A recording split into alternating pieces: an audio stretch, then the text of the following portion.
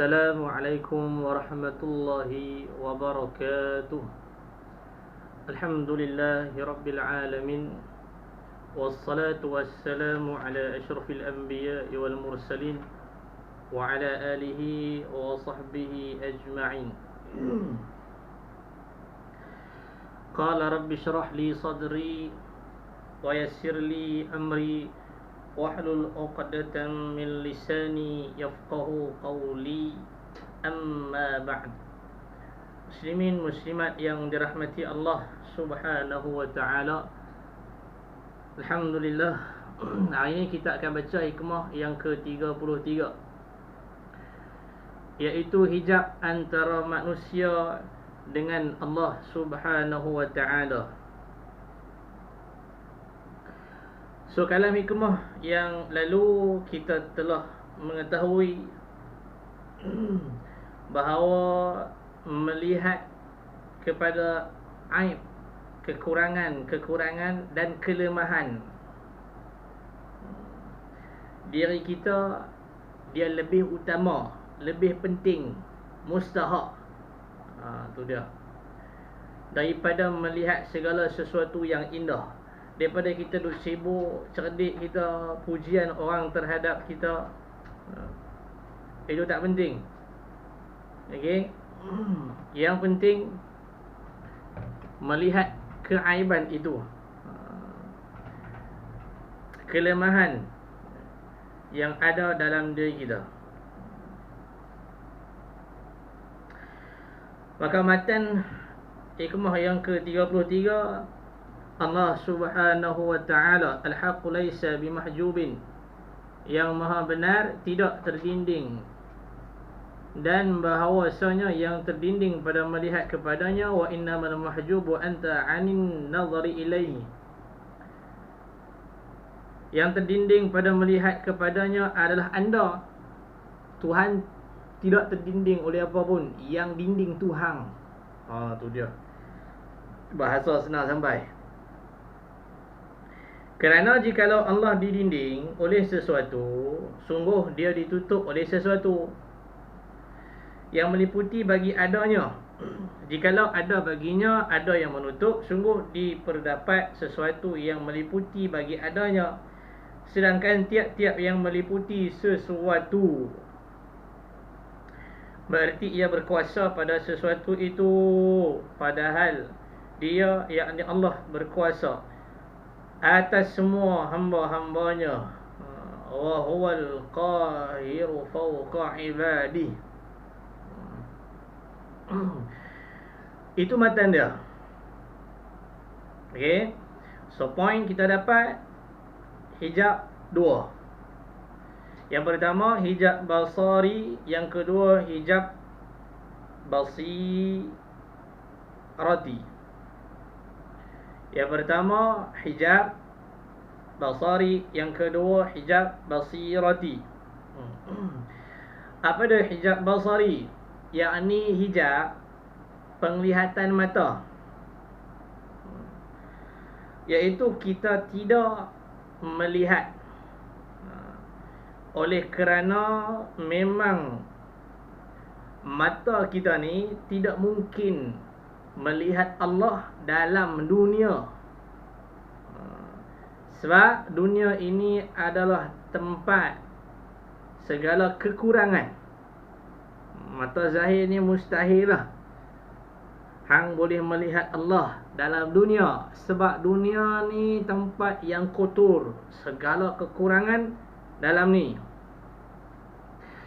Sedangkan Allah adalah zat yang maha sempurna. Jadi tak mungkin mata kita melihat Allah Subhanahu wa taala dalam dunia yang fana ini. Cerita akhirat lain bab. Dalam syurga Jannatun Na'im, manusia itu dapat melihat Allah Subhanahu wa taala. Tak mau cerita yang tu, tolak tepi. Nak abang kata mata ni tak boleh melihat Allah dalam dunia. Dua, basirati, yakni dinding yang menghambat penglihatan mata hati. Dalam ni dia ada hijab. apabila mata hati kita sudah terdinding dengan hijab-hijab, di mana dengannya itu akan timbul kegelapan hati, hati yang akan jadi gelap, untuk melihat zat Allah Subhanahu Wa Taala dan sifat-sifatnya yang maha mulia dan maha agung. Apabila hijab itu dia hilang, okey, dia diangkat, maka terbukalah sinar hakikat. Dia akan merasai kehebatan Allah, keagungan Allah, keperkasaan Allah. Allah sentiasa memperhatikan dia, ihsan dia tu tinggilah. Okey. So apa hijab tu? Nombor 2 ni, yang dikatakan hijab itu, apa dia hijab tu yang duk halang tu? Ialah keaiban hati, jiwa dan diri. 32 hari tu kita dah cerita perhati aib diri sini. Itulah hijab. Sebab tu 32 tu dia suruh kita perhati dan baiki. Ni dia abang di sini. Keaiban hijab itu adalah hijab. Apabila hati, jiwa dan diri kita telah bersih, dia suruh kita proses kan, cari tahu mana kekurangan hang, baiki.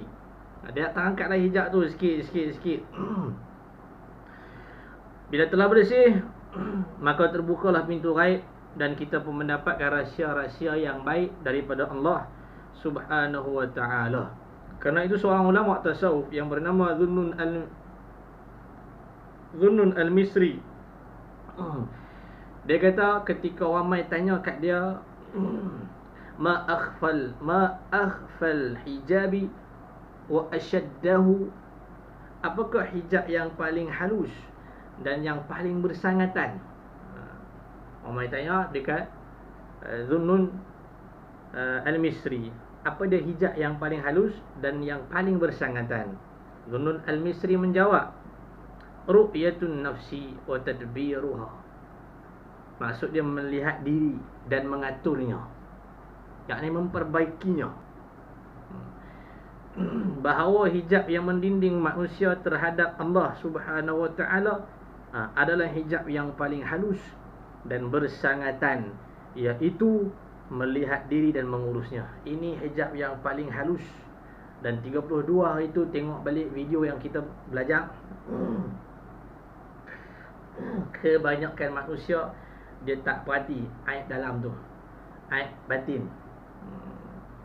So itu yang dia semakin jauh dengan Allah Subhanahu Wa Taala, yakni mengarahkan fikiran, daya dan usaha pada memikirkan alam jasmani sahaja. Kalau hang fokus nak bagi elok badan hang saja, nak bagi ramping pinggang hang, nak bagi hang punya body sedap kan, sibuk menguruskan dunia, nak jadi kaya, maka itu menghambat mata hati kita terhadap Allah.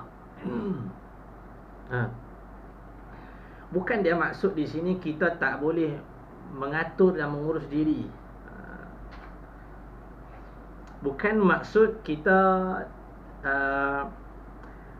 tidak boleh mempunyai rumah yang besar, indah dan kenderaan yang bagus. Bukan dia nafi segala benda tu. Tidak sekali-kali. Anak ada rumah besar, anak ada kenderaan yang bagus, sila.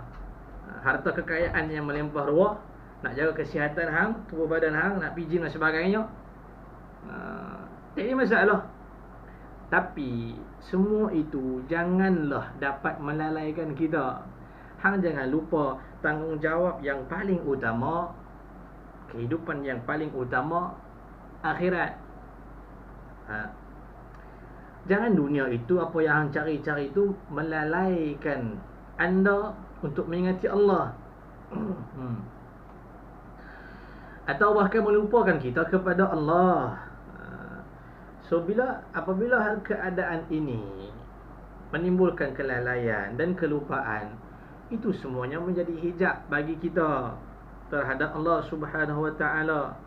Yang dilarang ialah hal keadaan itu menjadi dinding antara kita dengan Allah Subhanahu Wa Taala. Selesai. Okey, itu dua, hijab basari dan hijab basirati, ataupun hijab zahir dan hijab batin.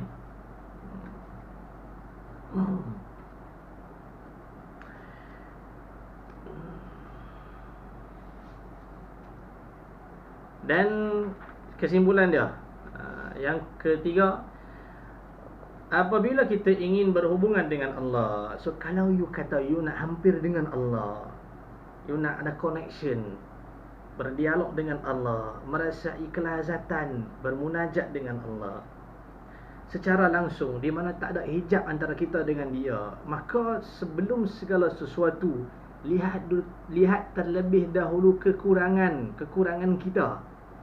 Berarti dia yang sifat yang tidak baik dan penyakit-penyakit dia, apakah dia masih ada ataupun tidak. Dalam hati yang dalam diri yang Tuhan scan, adakah tak ada penyakit hati itu. So kalau ada, ubatilah semua penyakit itu dan bersihkanlah diri dari semua itu. Kemudian berpakaianlah dengan pakaian ibadat dan ubudiyah, dan kehambaan. Barulah kita berjalan kepada Allah sambil bertawakal kepadanya, dengan tujuan menghampirkan diri dengan sebaik-baiknya dan sehampir-hampirnya, sehingga kita betul-betul dekat dengan Allah Subhanahu Wa Taala. Anak keluar, anak balik kampung, mesti nak siapkan semua benda. Kereta hang nak tengok tayar spare macam mana, nak cek enjin apa semua, kan, minyak apa semualah, minyak hitam. Dia mesti mau perhati habis. Okey tak okey. Selesai semua, dia tengok habis semua, maka dia akan berangkat, start musafir. Subhanallazi sakhkhara lana hadza wa ma kunna lahu muqrinin wa inna ila rabbina lamunqalibun. Tawakkal 'ala Allah. Boleh tawakal kepada Allah Subhanahu wa ta'ala. Amalkanlah ini, dia kata. Mudah-mudahan kita diberi petunjuk oleh Allah. Amin ya rabbal alamin. Okey, selesai. So 34, ini penting. Buanglah segala sifat yang tidak baik apabila ingin hampir dengan Allah. 34 ni dia ajak teori dan praktikal. Macam mana hang nak jadi orang baik, dan sekaligus hang akan dekat dengan Allah Subhanahu Wa Taala. InsyaAllah kita sambung pada video yang akan datang.